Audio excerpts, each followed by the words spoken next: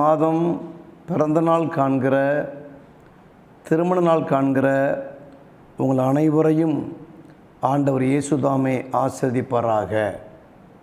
சாதிக்கும் முழங்கால்கள் ஜெபத்தின் மூலமாக உங்களை வாழ்த்துகிறோம். வானத்தின் ஆசீர்வாதமும், ஞானத்தின் ஆசீர்வாதமும், ஆழத்தின் ஆசீர்வாதமும் ஆண்டவர் தந்து உங்களை ஆஸ்வதிப்பார். ஆமேன். வானத்துக்கும் பூமிக்கும் ஆண்டவராயிருக்கிற இயேசு கிறிஸ்துவின் இணையற்ற நாமத்தினாலே இந்த முகநூலை பார்த்து கொண்டிருக்கிற, கேட்டுக்கொண்டிருக்கிற அத்தனை பேருக்கும் என்னுடைய நெஞ்சார்ந்த ஜூன் மாத வாழ்த்துக்கள். எனக்கு அன்பானவர்களே, 5 மாத வராத ஆசீர்வாதங்கள் 6ஆம் மாதத்தில் வரும்படியாக உங்களுக்காக நாங்கள் ஜெபிக்கிறோம். இப்பொழுதும் இந்த மாதத்தினுடைய வாக்குத்தத்தமான செய்திகளை சற்று நேரம் நாம் தியானிக்கலாமா? சற்று நேரம் தியானிக்கும்படியாக எடுத்துக்கொண்ட வேத பகுதி சகரியாவின் புஸ்தகம் 9ஆம் அதிகாரம் 11ஆம் வசனத்தினுடைய மத்திய பகுதியை வாசிக்கும் பொழுது, அடைபட்டிருக்கிற உன்னுடையவர்களை என் இரத்தத்தினாலே விடுதலை பண்ணுவேன் என்று வாசிக்கிறோம். இந்த 6ஆம் மாதம் அடைபட்டிருக்கிறவைகளை கர்த்தர் திறக்கப் போகிறார்.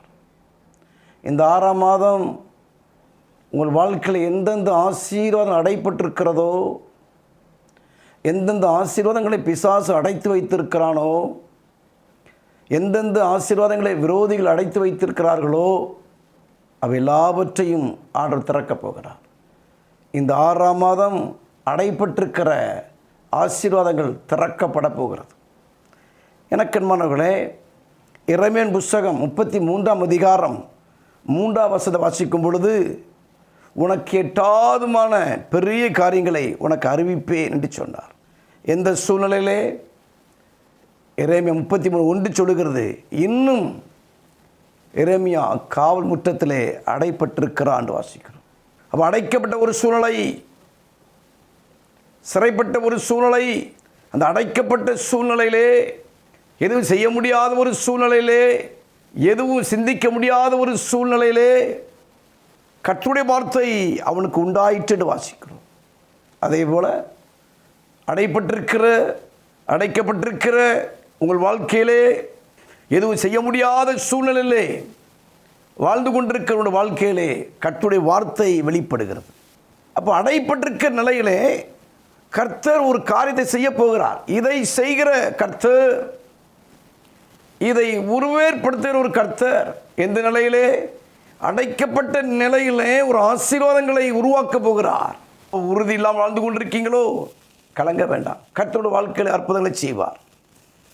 பிரியமானவர்கள், நம்முடைய வாழ்க்கையிலே சில ஆசீர்வாத கதவுகள் அடைக்கப்படுகிறது. 3 நிலைகளிலே கதவுகள் அடைக்கப்படுகிறது. 1, கர்த்தர் கதவுகளை அடைப்பார். 2வது, பிசாசு கதவுகளை அடைப்பார். 3வது, கர்த்தருக்கு விரோதமானவர்கள் கதவை அடைப்பார்கள். முதலாவதாக, கர்த்தர் அடைத்த கதவு. ஒருவேளை கர்த்தர் கதவை அடைத்திருப்பாரேயானால் அவர்தான் திறக்க முடியும்.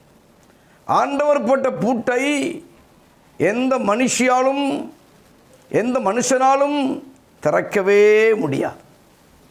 ஆதியாகமம் புஸ்தகம் 7ஆம் அதிகாரம் 16ஆம் வசனத்தை வாசிக்கும் பொழுது, அன்றைக்கு முதல் ஜலப்பொருளை வந்தது, முதல் அழிவு.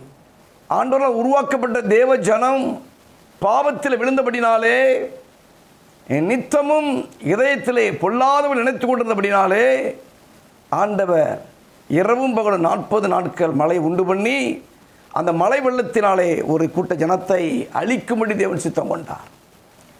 அதிலே நோவாவின் குடும்பம் நீதிமானான ஒரு குடும்பம். ஆண்டவர் சொல்கிறார், இந்த சந்ததியிலே நான் உன்னை நீதிமானாக கண்டேன், இந்த சந்ததியிலே நான் உன்னை உத்தமனாக கண்டேன் என்று சொல்லி, பிரியமானவர்களே, நோவா குடும்பத்தை ஆண்டவர் பேழை உண்டு பண்ண சொன்னார். இதை நீங்கள் ஆதியாகமம் புஸ்தகம் 6ஆம் அதிகாரத்திலிருந்து வாசிக்கலாம். இரவும் பகல் 40 மழை வந்த பிறகு, மழை பெய்து கொண்டிருக்கிற வேளையிலே, மழைக்கு முன்னதாகவே ஆண்டவர் நோவா குடும்பத்தை பேழைக்குள்ளே அனுப்பினார். ஆதியாகமம் 7:16 சொல்லுகிறது, கர்த்தர் உள்ளே விட்டு கதவு அடைத்தார். கர்த்தர் உள்ளே விட்டு கதவு அடைத்தார். எனக்கு நம்ம எத்தனை நாட்கள் தெரியுமா? கிட்டத்தட்ட 150 நாட்கள். இந்த வருஷம் தொடங்கி இன்றோடு 152வது நாள். ஒருவேளை வருஷம் தொடங்கி இந்த 152வது நாள் வரைக்கும் உன் வாழ்க்கையிலே கதவு அடைக்கப்பட்டிருக்கலாம். வருமானத்தின் கதவு, வேலையின் கதவு, திருமண கதவு, உயர்வின் கதவு ஒருவேளை அடைக்கப்பட்டிருக்கலாம். எனக்கு அன்பானவர்களே, அப்போ கர்த்தர் கதவை அடைத்திருப்பாரே, ஆனால் கர்த்தரே திறப்பார் என்று சொல்லி வேதம் சொல்லுகிறது. ஆதியாகமம் 8:3 சொல்லுகிறது, 150 நாட்களுக்கு பிறகு தண்ணீர் வடிந்து விட்டது. பிரியமானவர்களே, ஆதியாகமம் புத்தகம் 8:16 சொல்லுகிறது, கர்த்தர் கதவை திறந்தார், நோவாவின் குடும்பத்தை பிரியமான பேழையை விட்டு வெளியே வர சொன்னார். கர்த்தர் கதவை அடைத்தார், கர்த்தரே திறந்தார். ஒருவேளை உன் வாழ்க்கையில் எந்த நோக்கத்திற்கு கதவு அடைக்கப்பட்டிருக்கிறது? கலங்க வேண்டாம். ஒருவேளை கர்த்தர் அடைத்திருப்பாரையானால் கர்த்தரே கதவை திறக்கப் போகிறார். ஆகவே இந்த 6ஆம் மாதம் உன் வாழ்க்கையில் அடைப்பட்டிருக்கிற கதவுகள் திறக்கும் திறக்கும் திறக்கும். ஏசாயா புத்தகம் 45:1 சொல்லுகிறது, அவனுக்கு முன்பாக வாசல் பூட்டப்படாதிருக்க கதவுகளை திறந்து வைக்கும்படி அவன் கையை பிடித்து சொல்லுகிறார், நான் உனக்கு துணை நிற்கிறேன் என்று. ஆகவே உனக்கு முன்பதாக கதவுகள் திறக்கப்பட்டிருக்கிறது. பிரியமானவர்களே, கர்த்தர் அடைத்த கதவு, கர்த்தரே அடைக்கப்பட்ட கதவை திறந்தார். நம்பர் 1. நம்பர் 2, கர்த்தர் அடைத்த கற்பம். ஆதியாகமம் புத்தகம் 30ஆம் அதிகாரம் 2 வாசிக்கும் பொழுது, அன்றைக்கு யாக்கோபு கேட்கிறாள், ராகேல் கேட்கிறாள், எனக்கு பிள்ளை கொடும், இல்லாவிட்டால் சாகிறேன் என்று சொல்லுகிறாள். பிரியமானவர்களே, குழந்தை சிலை இல்லாவிட்டால், பிள்ளை இல்லாவிட்டால் எல்லா பெண்களுக்கு வரக்கூடிய ஒரு வேதனை, ஒரு வியாகுலம், ஒரு கண்ணீர். சொத்து எவ்வளோக்குன்னு யாரும் கேட்பதில்லை, எவ்வளோ பணம் பேங்கில் போட்டு வச்சிருக்கிற என்று கேட்பதில்லை. சில விழாக்களுக்கு போகும் பொழுது, சில ஊருக்கு போகும் பொழுது அறிந்தவர்கள் தெரிந்தவர்கள் உங்களை பார்த்து கேட்கிற கேள்வி, ஹவு many children, எத்தனை பிள்ளைகள்? அப்படி கேட்கும்போது உன் உள்ள உடைகிறது. ஆகவே ராகேல் சொல்லுகிறார், எனக்கு பிள்ளை கொடும், இல்லை என்றால் சாகிறேன். அதற்கு யாக்கோபு சொன்ன காரியம் என்ன? கர்த்தர் அல்லவோ உன் கற்பத்தை அடைத்திருக்கிறார், நான் தேவனா? அப்போ கர்த்தர் கதவை அடைத்து வைத்திருந்தார். நாள் ஒன்று வந்தது, கர்த்தரே அந்த கதவை திறந்தார். கர்த்தர் அடைத்த கற்பம், கர்த்தரே அந்த கற்பத்தை திறந்தார் வாசிக்கிறோம். 1 சாமுவேல் புத்தகம் 1ஆம் அதிகாரம் 5-6 வாசித்து பார்க்கும் பொழுது, அங்கே பிரியமானவர்களே, அன்னாளின் கணவர் சொல்லுகிறார், கர்த்தர் அல்லவோ கற்பத்தை அடைத்திருக்கிறார். ஆகவே அடைக்கப்பட்ட அந்த ஆசீர்வாதங்கள் வருவதற்காக கர்த்தருக்கு ஸ்தோத்திரம், தன் மனைவிக்காக ஈசாக்கு ஜெபித்தான். பிரியமானவர்களே, அடைக்கப்பட்ட கற்பத்தின் கனிக்காக பிரியமானவர்கள் வாசிக்கும் பொழுது, அன்னாள் ஆலயத்தில் வந்து ஜெபித்தாள் என்று வாசிக்கிறோம். கர்த்தர் அடைத்த கற்பம், கர்த்தரே திறந்த கற்பம். 2வதாக, கர்த்தருக்கு விரோதமானவர்கள் கதவை அடைக்கலாம். கர்த்தரும் கதவை அடைப்பார். கர்த்தர் அடைப்பாரையானால் ஒரு நோக்கம் இருக்கும், ஒரு சித்தம் இருக்கும். காலங்கள் மாறும் பொழுது ஏற்ற சமயத்தில் எதை திறக்கணுமோ அது உனக்கு திறந்து ஆஸ்வதிப்பார். இங்கே அப்போஸ்தலர் புத்தகம் 12ஆம் அதிகாரம் 5 வாசிக்கும் பொழுது, கர்த்தருக்கு விரோதமானவர்கள் பேதுருவை சிறைச்சாலையில் அடைத்தார்கள். உனக்கு விரோதமானவர்கள் உனக்கு வர வேண்டிய நன்மையை அடைக்கிறார்களோ? உங்களுக்கு விரோதமானவர்கள் உங்கள் வருமானத்தை அடைக்கிறார்களோ? உங்களுக்கு விரோதமாக கிரியை செய்து கொண்டிருக்கிறார்களோ? எதுவும் செய்ய முடியாதபடி உன்னை அடைத்து போடுகிறார்களோ?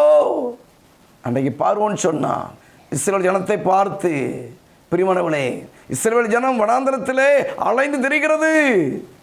கர்த்தர் வனாந்தரத்தில் அலைய பண்ணினார், வனாந்தரம் அவர் அடைத்து போட்டது என்று சொல்லி. பார்வோனுக்கு அடைக்கப்பட்டது மட்டும்தான் தெரியும். ஆனால் அவன் அறியாத, எவரும் அறியாத ஒரு வழியை திறக்கிறார் என்பது அவன் அறிவுக்கு தெரியாது. நம்முடைய அறிவுக்கும் சில காரியங்கள் புரியாது, தெரியாது. பிரியமானவர்களே, அடைக்கப்பட்டிருக்கிறதோ கலங்க வேண்டாம். நடந்த சம்பவம் என்ன? செங்கடலையே கர்த்தர் திறந்தார். இந்த 6ஆம் மாதத்திலே உனக்கு அடைக்கப்பட்டிருக்கிற காரியம் என்ன? திறக்கப்பட போகிறது. அப்போஸ்தலர் புஸ்தகம் 12:10 சொல்லுகிறது, பிரியமானவர்களே, இருப்பு கதவண்டில் வந்த பொழுது கதவு தானாய் திறந்துச்சு. பேதுரு அடைக்கப்பட்டிருக்கும் பொழுது ஆதி சபையர் ஊக்கமாக ஜெபித்தார்கள். அப்போ ஜெபமானது உன் வாழ்க்கையில் எந்தெந்த காரியங்களை அடைச்சி வச்சிருக்கிறதோ அதை திறக்கு என்பதை மறந்துவிட வேண்டாம். பிரியமானவர்களே, ஏன் கலங்கி கொண்டிருக்கிறீர்கள்? தைரியமாக இருங்கள். மிகுந்த பலனுக்கேதுவான தைரியத்தை விட்டு விடாதிருங்கள். இந்த 6ஆம் மாதம் உன் அடைக்கப்பட்ட கதவு திறக்கும். கர்த்தர் பலகணியில் திறக்கிறார். கர்த்தர் வானத்தை திறக்கிறார். கர்த்தர் கதவை திறக்கிறார். கர்த்தர் மதங்களை திறக்கிறார். கலங்க வேண்டாம். உன் உயர்வின் கதவு திறக்கப்பட போகிறது. உன் உழைப்பின் கதவு திறக்கப்பட போகிறது. உன் ஊழியத்தின் கதவு திறக்கப்பட போகிறது. எந்தெந்த ஆசீர்வாதத்தின் கதவெல்லாம் அடைக்கப்பட்டிருக்கிறதோ இந்த 6ஆம் மாதம் அடைக்கப்பட்ட அத்துணை கதவுகளும் திறக்கும் திறக்கும் திறக்கும். கர்த்தர் நம்மை ஆசீர்வதிப்பாராக. நாம் ஜெபிக்கலாமா? இப்பொழுது என்னுடைய மனைவி இந்திராவின் அவர்கள் உங்களுக்காக ஜெபிப்பார்கள். ஜெபிப்போம். ஆண்டுடைய சமூகத்தில் வரப்போகிற புதிய மாதம் நமக்கு ஆசீர்வாதமாக இருக்கும்படியாக 5 மாதம் முழுவதும் நம்மை கண்ணின் மணி போல நம்மை பாதுகாத்து சுமந்து நடத்தி கொண்டு வந்த ஆண்டுடைய சமூகத்துக்கு நாம் நன்றி செலுத்தி வரப்போகிற புதிய மாதம் நமக்கு ஆசீர்வாதமாக இருக்கும்படியாக நாம் கண்களை மூடி தேவனுடைய சமூகத்திலே நாம் ஜெபிப்போம். மகா இரக்கம் நிறைந்தங்கள் நல்ல தகப்பனே, இந்த அருமையான நல்ல புதிய நாளுக்காக புதிய மாதத்திற்காக நாங்கள் உமக்கு நன்றி செலுத்துகிறோம். ஆண்டவரே, ஜெபிக்கிறோம் அப்பா. இன்றைக்கு நீங்கள் கொடுத்த வாக்கு தத்தத்தின்படியாக ஆண்டவரே, நான் உங்களுக்கு செய்வது என்னவென்றால், தண்ணீரில் குழியில் அடைப்பட்டவர்களை என்னுடையவர்களை நான் மீட்டுக்கொள்ளுவேன் என்று சொன்ன, விடுதலை பண்ணுவேன் என்று சொன்னீரே கர்த்தாவே. உம்முடைய வாக்கு தத்தத்தின்படி கர்த்தாவே, இந்த மாதம் முழுவதும் எந்தெந்த நிலையில அடைக்கப்பட்ட நிலைமையில காணப்பட்டு கொண்டிருக்கிறதோ எல்லா அடைப்பட்ட நிலைமைகள் மாறட்டும் என்று ஜெபிக்கிறேன் ஐயா. வெறுமையான வாழ்க்கை, தண்ணீர் இல்லாத ஒரு சூழ்நிலைமைகள் ஆண்டவரை மாறுவதாக என்று நாங்கள் ஜெபிக்கிறேன். மாறாவின் அனுபவங்கள், கசப்பான அனுபவங்கள், வெறுமையான அனுபவங்கள், ஆண்டவரே துயரமான அனுபவங்கள் மாறுவதாக என்று நாங்கள் ஜெபிக்கிறேன். 5 மாதங்கள் நடத்தின ஆண்டவர் இந்த 6வது மாதத்திலேயும் ஜெயமாய் நடத்துங்க என்று நாங்கள் ஜெபிக்கிறேன் அப்பா. இந்த 6வது மாதத்திற்கு எந்தெந்த நன்மைகள் வேணுமோ அத்தனை நன்மைகளையும் அத்தனை ஆசீர்வாதங்களையும் என் தேவனாகிய கர்த்தாவே நீ திறந்து தருவீராக என்று நாங்கள் ஜெபிக்கிறேன். 5 மாதங்கள் எந்தெந்த வழிகள் அடைக்கப்பட்டு இருந்ததோ, எந்தெந்த பாதைகள் ஆண்டவரே துதிக்கிறோம் மூடப்பட்டிருந்ததோ, அடைக்கப்பட்ட எல்லா வழிகளையும் கர்த்தர் திறந்து புதிய பாதைகளை கர்த்தர் திறந்து புதிய வழியிலே கர்த்தர் நீங்க நடத்தி செல்லுங்க என்று நாங்கள் ஜெபிக்கிறேன். ஆண்டவரே துதிக்கிறோம். இந்த புதிய மாதத்தில் கர்த்தாவே தொழில் செய்கிறவர்களுக்காக நாங்கள் ஜெபிக்கிறோம். வேலை செய்கிறவர்களுக்காக நாங்கள் ஜெபிக்கிறோம். வேலையில ஒரு ப்ரமோஷன், வருமானத்தில் ஒரு உயர்வை கர்த்தர் தருவீராக என்று ஜெபிக்கிறேன். தொழில் செய்து கொண்டிருக்கிற பிள்ளைகளுக்கு பிசினஸ்ல நல்ல வரத்துள்ள லாபங்கள் கிடைப்பதாக என்று ஜெபிக்கிறேன் அப்பா. வேலை இல்லாத பிள்ளைகளுக்கு நல்ல வேலையை தாங்க என்று ஜெபிக்கிறேன் ஐயா. தொழிலிலே முன்னேற்றத்தையும் உயர்வையும் கர்த்தர் தாங்க என்று நாங்கள் ஜெபிக்கிறேன். எந்தெந்த விதத்திலெல்லாம் வானத்தின் மதவுகளை திறந்து இடங்கொள்ளாமல் போக மட்டுமாக நான் ஆசீர்வதிப்பேன் என்று சொன்ன ஆண்டவர் இந்த மாதத்தில் கர்த்தாவே 5 மாதங்கள் ஆசீர்வதித்ததை பார்க்கிலும் இந்த 6வது மாதத்தில் நிறைவாய் ஒவ்வொரு குடும்பங்களையும் ஒவ்வொரு குடும்பத்தின் பிள்ளைகளையும் என்னை ஆசீர்வதியும் என்று சொல்லி உம்முடைய சமூகத்தில் இரவு பகலாக ஜெபித்து கொண்டிருக்கிற ஒவ்வொரு குடும்பங்களையும் அவருடைய பிள்ளைகளையும் கர்த்தர் நீர் ஆசீர்வதிப்பீராக என்று ஜெபிக்கிறேன் ஆண்டவரே. அவள் செய்கிற தொழில், வேலைகள், வருமானங்கள் எல்லா நிலையிலையும் ஆசீர்வாதமாய் இருக்கட்டும் என்று நாங்கள் ஜெபிக்கிறோம் அப்பா. விசேஷமாய் கர்த்தாவே துதிக்கிறையா. புதிய கல்வி ஆண்டுக்காக நாங்கள் நன்றி செலுத்துகிறோம் அப்பா. ஆண்டவரே துதிக்கிறோம். புதிய கல்வி வாழ்க்கையை நீர் ஆசீர்வதித்து தாங்க என்று ஜெபிக்கிறேன் அப்பா. பள்ளி வாழ்க்கையை ஆசீர்வதித்து தாங்க தாங்க என்று ஜெபிக்கிறோம். புதிய ஸ்கூலுக்கு போகும் பொழுது, புதிய காலேஜுக்கு அவர்கள் கடந்து போகும் பொழுது ஆண்டவருடைய படிப்பு, இந்த ஆண்டுடைய படிப்பு வெற்றியாய் இருக்கட்டும் என்று ஜெபிக்கிறேன், ஜெயமாய் இருக்கட்டும் என்று ஜெபிக்கிறேன். அவளை தொடர்வதெல்லாம் நன்மையும் கிருபையும் தொடருவதாக என்று நாங்கள் ஜெபிக்கிறேன். அப்பா ஆண்டவரே, ஸ்கூல் ஃபீஸ் கட்டுவதற்கு, காலேஜ் ஃபீஸ் கட்டுவதற்கு, இன்னும் பிள்ளைகள் படிப்பதற்கு இந்த மாதத்தில் ஆண்டவரை கடன் வாங்காமல் ஒவ்வொரு குடும்பத்தையும் கர்த்தர் நடத்துவீராக என்று ஜெபிக்கிறேன் ஐயா. எத்தனையோ குடும்பங்கள் கடன் பட்டது நிமித்தமாக நெருக்கப்பட்டு, ஒடுக்கப்பட்டு, சிறுமைப்பட்டு தத்தளித்து கொண்டிருக்கிற ஒவ்வொரு குடும்பங்களிலும் இருக்கிறதான கடன் பிரச்சனைகள் மாறட்டும், சொத்து பிரச்சனைகள் மாறட்டும். கோர்ட்டு வழக்கு என்று அலைந்து கொண்டிருக்கிற ஒவ்வொரு குடும்பங்களுக்கும் கர்த்தர் நன்மை செய்வீராக, நீதி நியாயத்தை கர்த்தர் நிலைநாட்டுவீராக என்று நாங்கள் ஜெபிக்கிறோம். என் தகப்பனே, துதிக்கிறோம் அப்பா. நீங்க அப்படி செய்ய போகிறீங்க, அதற்காக நாங்கள் உமக்கு நன்றி செலுத்துகிறோம் அப்பா.